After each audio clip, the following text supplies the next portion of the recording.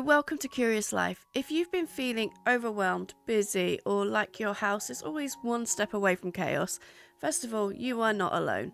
Life gets messy sometimes, and that's okay. Today I am sharing 10 tips that help you keep your home clean and tidy even when life gets hectic. So hopefully you can take some inspiration from some of these tips and they might work for you. We all have different challenges, schedules and energy levels, and reasons why cleaning might feel difficult right now. You deserve grace, not guilt. But anyway, let's get started with tip number 1. And tip number 1 is to plan realistically.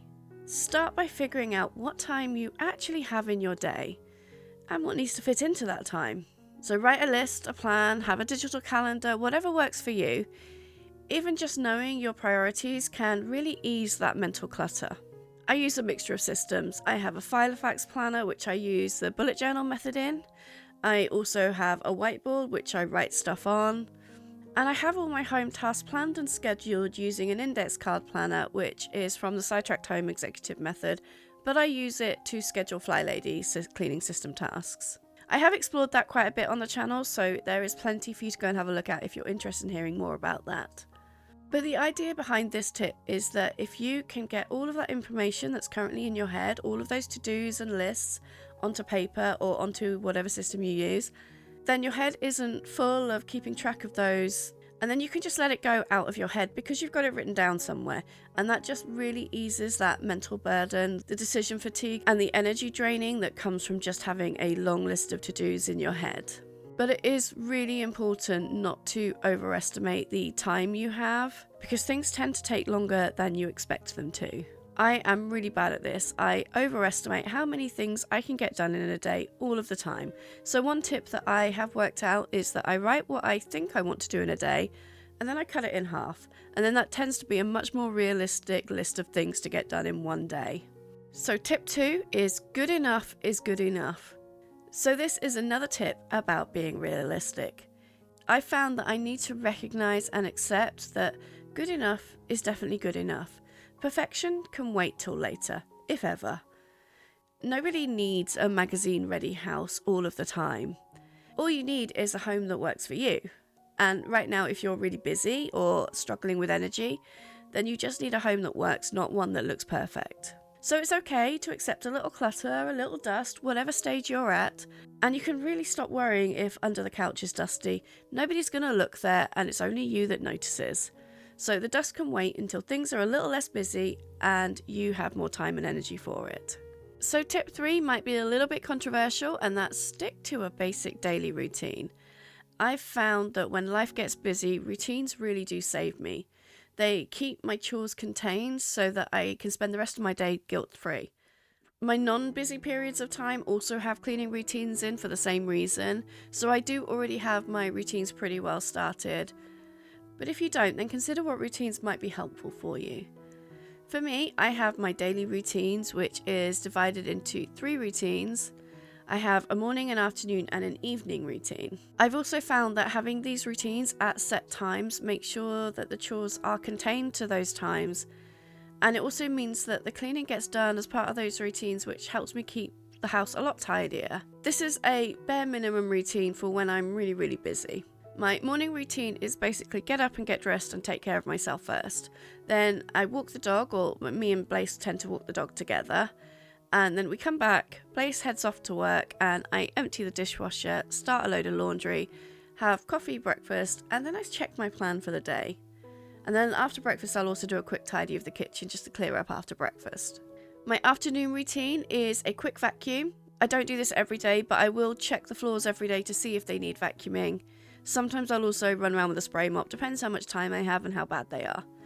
Then I'll also prep dinner and any packed lunches that need doing. I will check the status of my laundry, because just because I put it in the washing machine does not mean it's made it into the dryer yet. So whatever stage the laundry is stuck out, I'll do the next stage. Then I do a quick tidy of any clutter in the main living areas. On the routine is also a quick wipe of the bathroom surfaces, which is a daily thing just to keep the bathroom clean, and it just keeps the bathroom looking presentable for most of the time. Blaze tends to take care of that one, and then the last thing on the list for the afternoon is finish dinner. And then my evening routine is one that gets done just before we go to bed. And this is basically to clean the kitchen and the sink, put the kitchen to bed basically, load the dishwasher and turn it on so that it's ready to empty in the morning. And then I'll do another quick tidy of the living areas. I'm not always great at this, sometimes I don't do this one. And then on the list is also pack any things you need for tomorrow. So if you're heading out to work or out for the day, get your stuff ready now. And then lay out clothes so that you also don't have to make that decision in the morning. And then shower and self-care. I do have videos on all of these routines if you want to go check those out. But remember, these are my daily routines, and this is the bare minimum I've decided will keep my house clean and tidy. What you need might be slightly different. And then on top of this, I do also have a weekly maintenance cleaning routine that takes 1 hour, and I'll try and fit that into the week at some point. But if I really am too busy, then this one will also get dropped for a week or two. But it is surprising how much you can get done when you challenge yourself to get it done within a short period of time. So tip 4 is meal prep and batch cooking. Meal prep isn't just about food. I mean, it is about food, obviously, but it's about saving mental space and mess. Even just chopping extra vegetables or cooking double portions can make your week feel so much easier. I try and plan weeks for about 2 weeks ahead of time because it saves me so much mental energy. And then I also tend to cook enough to last 2 or 3 days so that I have a cooking day and then I have to only reheat food for a day or two. It saves me so much time and energy. But if you're too busy or don't have the energy to cook at all, then make a plan to what you're going to do instead. Like, are you going to go out to dinner, get takeout, or invest in some really easy meals that you can just throw in the microwave or the oven? It doesn't really matter what the plan is, it just makes it easier for you if you have a plan. So tip 5 is use timers. Timers have been a lifesaver for me. I use them for everything. I even use it for my uni work, which is also the reason I'm having a bit of a busy period right now. It's finals time for me and I am kind of behind on everything, which is not unusual, and you'll know that if you've been following for a while. So I use timers to help me focus on that work. I basically set myself a 15-minute timer for focus time, and then at the end of that I can stop for a little bit. More often than not, once I've started focusing, then I don't need to stop at the end of the 15 minutes, but it just kind of tricks my brain. And I also use this for housework and other tasks that are kind of a little bit dull. And I'll also set reminders for, finishing laundry or that sort of thing. So if you're really struggling, then just give it a go. It doesn't necessarily work for everyone, but it really does work for me. Set a timer for 10 or 15 minutes and clean like you're racing the clock. It keeps you focused and keeps you from accidentally doing cleaning all day, when all you meant to do was wipe the counters or empty the dishwasher. So tip 6 is ask for help. If you can, and if you need it, get help. That might mean hiring a cleaner or just asking your partner or kids to do a few extra tasks. Even somebody taking just a few tasks off you for a week or two can make a really big difference. Blaze tends to pick up a few extra home tasks when I'm busy, and the same happens when she gets busy. I'll take a few of her tasks off her, and we just kind of work as a team to do the best that we can, even when we're busy. So tip 7 is about laundry, and I kind of feel like this is another controversial one. And I kind of hate to admit it because this is one that I didn't want to be true, but it really does help, and that is 1 load of laundry a day. It really does stop things piling up and becoming too overwhelming. So for me, I don't actually need to do laundry necessarily daily. So it's a few times a week, but I will do a quick check every morning and see if there is laundry that needs doing, and I'll pop that in. It just tends to keep on top of things, and I know that an awful lot of cleaning routines use this trick, and I think there's probably a reason for that. So tip 8 is create drop zones or clutter catchers. So this one is basically accept that clutter happens. It's a normal part of living in a house. But you will find that there are areas in your house that tend to gather clutter. They're the place where everyone dumps stuff. And there's a few common ones that most people have, like in their entranceways or on any kitchen tables or something like that. So how I've got around this is I have created clutter catchers. So this is where there's a drop zone where people just dump their stuff, put a basket there, and tell people to put the stuff in the basket. The clutter is still there, it still needs dealing with, but it's not quite so in your face and it's not so messy. It's contained and it's tidy, which really helps the house feel tidy, even though the stuff still needs dealing with. And this helps because clutter tends to breed more clutter. Like, you'll notice if there's clutter on a table, by the end of the day, the clutter pile has doubled in size. This tends to stop that a little bit. Because the table isn't a mess, people are less likely to dump more stuff on it. That's how it works for me anyway. So everywhere we have a tendency to just put stuff, I've got a basket or a box or something to put it in, and then every now and then, when I've got the headspace, I'll go through and put all of that stuff away.